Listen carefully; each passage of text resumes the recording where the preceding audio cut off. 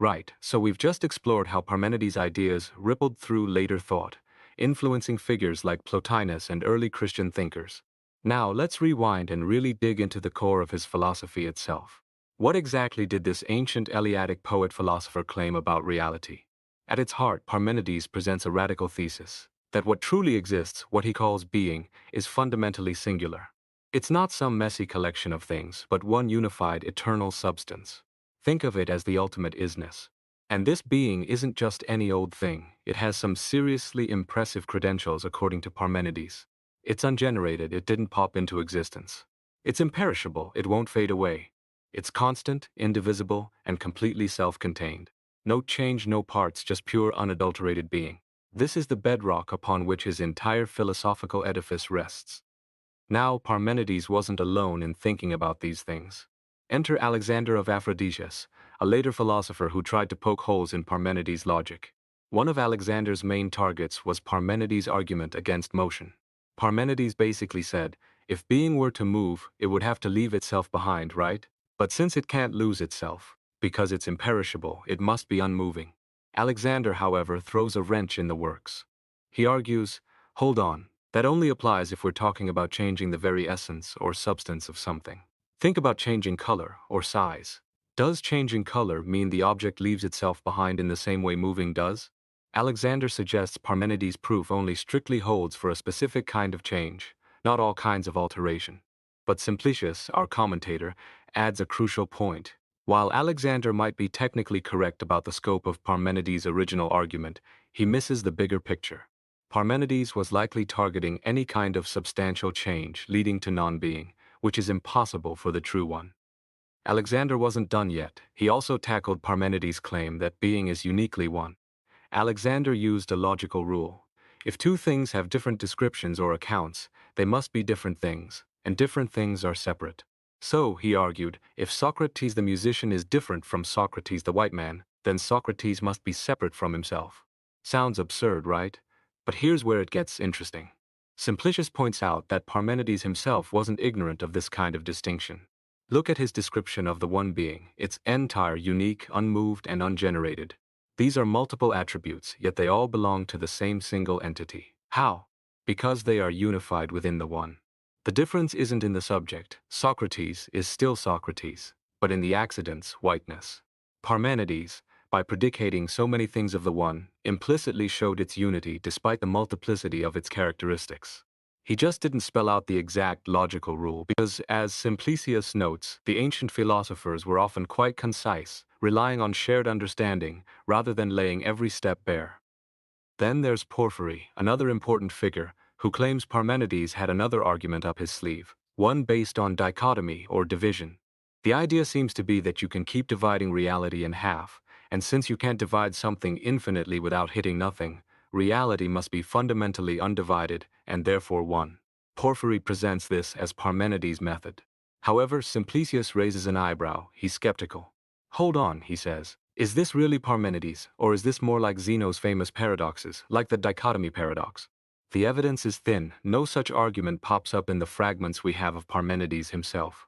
History tends to point towards Zeno as the master of these kinds of logical puzzles designed to show the problems with motion and plurality.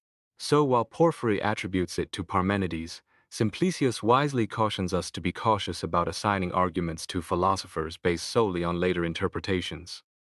Okay, enough critiques.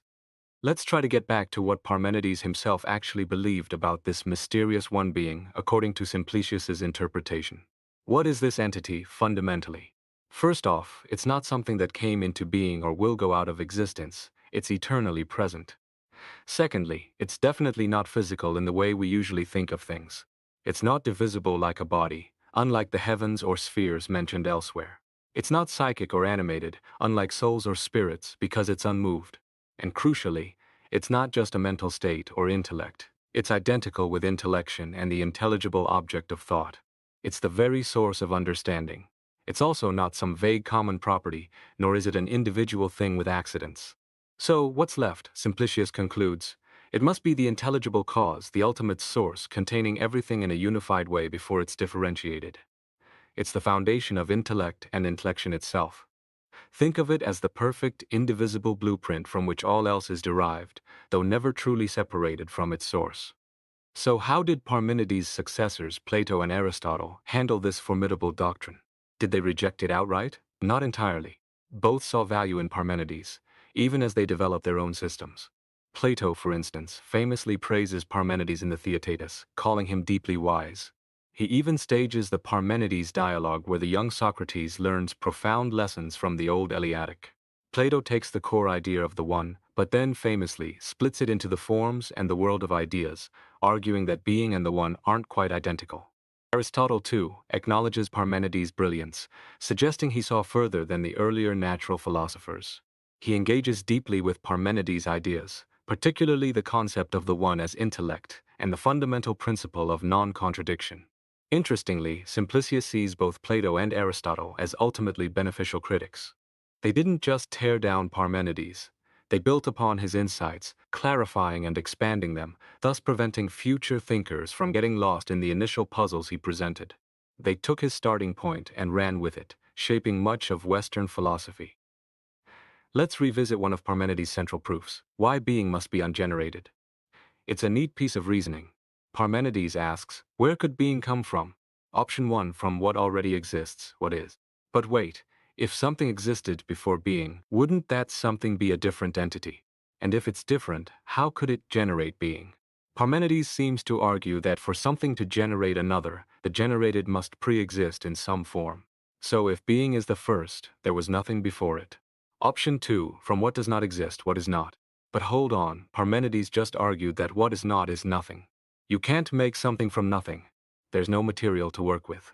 So neither from what is nor from what is not can being be generated. Therefore it must be ungenerated. And Parmenides adds a punchy rhetorical question. If generation from non-being were possible, why did it happen now? Why not earlier, or later? It highlights the sheer arbitrariness and impossibility of bringing something into being from absolute nothingness. Now Parmenides is laser-focused on the truth of being. But did he completely ignore the world of opinion, the doxa, the everyday experiences of mortals? Simplicius suggests not entirely. While the way of truth deals with the one, Parmenides then shifts gears and discusses the way of mortals, outlining their beliefs about the cosmos. Here Aristotle chimes in, noting that Parmenides himself identifies principles for this mortal realm, specifically hot and cold, which he equates with fire and earth. Think of it as Parmenides providing a set of rules for the game of opinion, even if he knows it's not the ultimate reality. We see this in the poem itself. After the grand pronouncements of truth, Parmenides describes the mortal gods shaping the revolving sphere, giving it properties like heavy body and light body, along with light and darkness. These aren't the ultimate principles of being, but they function as the fundamental elements or forces within the phenomenal world that mortals perceive and talk about. It's like saying, okay, for your world of appearances, here are the basic building blocks, even if my ultimate reality is simpler.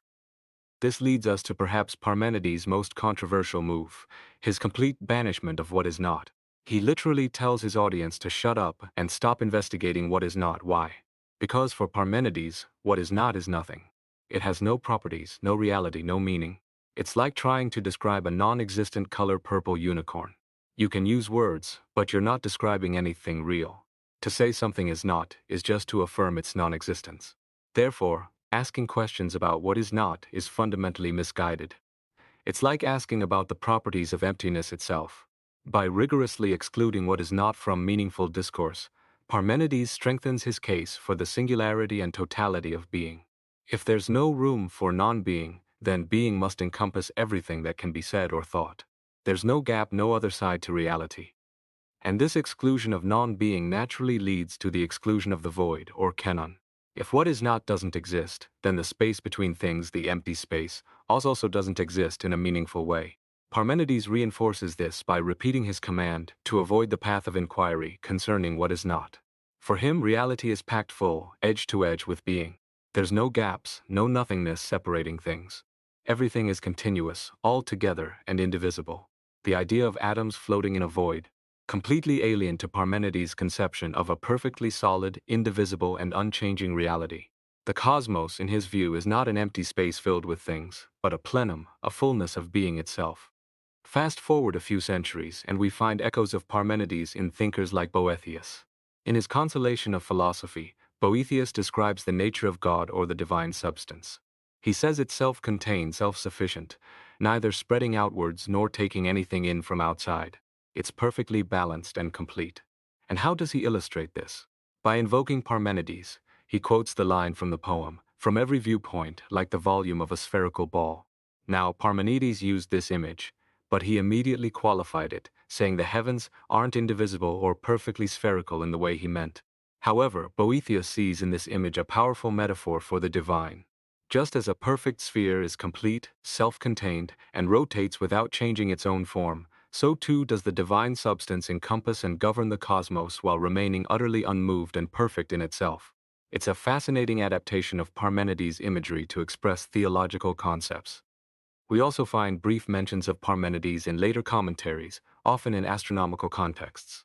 An anonymous Byzantine scholar, commenting on Aratus' poem about the stars, lists the fixed stars and notes that some are unnamed and unapprehended by us, adding parenthetically, as Parmenides the natural philosopher also said. What does this refer to?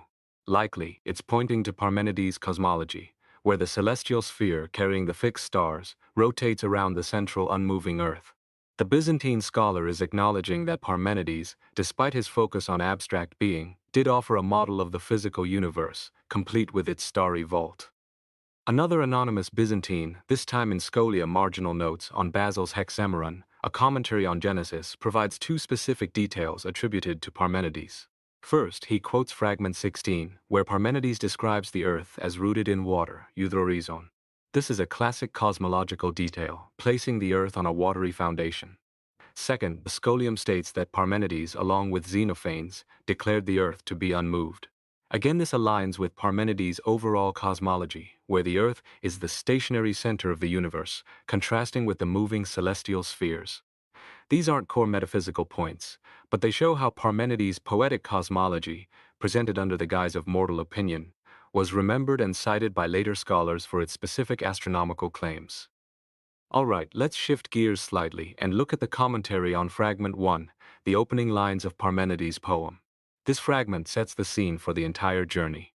Imagine the poet, Parmenides himself, being driven by divine mares, interestingly, female horses, symbolizing perhaps the fiery, purer impulse towards understanding associated with the female principle in Pythagorean thought, to a remote place where he meets a goddess.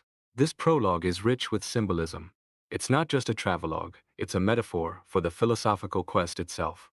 The journey begins, propelled by an inner drive towards a source of wisdom.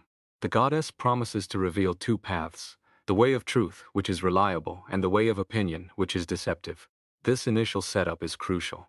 It frames the whole poem as a visionary revelation, contrasting the poet's initial limited perspective with the profound knowledge he's about to receive from the goddess. Continuing with Fragment 1, the goddess way is described as Polyphemos, of much discourse. This isn't just a road, it's a path saturated with reason, with logos. It carries the Idonta Photas, the man of understanding, face-to-face onten with the goddess. This face-to-face encounter implies direct, unmediated knowledge. The path goes kata pante through every stage, suggesting a thorough, complete journey of understanding. This is contrasted sharply with the path taken by the brotoi idontes uden, the mortals with no understanding, who wander on a palintropos keluthos, a journey that turns backwards again. This backward-turning path symbolizes the endless cycle of sensory experience, opinion, and illusion that keeps mortals trapped in the phenomenal world, unable to grasp the true reality. The goddess way, by contrast, is the forward-moving path of philosophy, leading towards genuine gnosi, knowledge of the intelligible realm. So, wrapping up our deep dive into these testimonies and commentaries, what's the lasting impact of Parmenides? His work was absolutely transformative. He shifted the entire agenda of Greek philosophy. Before him, many were busy figuring out how the world began, cosmogony. Parmenides threw a philosophical curveball, asking instead, what is being itself? What can we truly know? He introduced rigorous logic, the bedrock principle of non-contradiction, and the idea that reality might be far simpler, more unified, and more stable than most people imagine. His influence ripples through Plato, Aristotle, and pretty much everyone who followed. He laid the groundwork for metaphysics and epistemology as we understand them. Even today, reading his fragments feels like stepping into a dense, challenging, yet incredibly stimulating intellectual landscape. His legacy is complex, multifaceted, and undeniably foundational.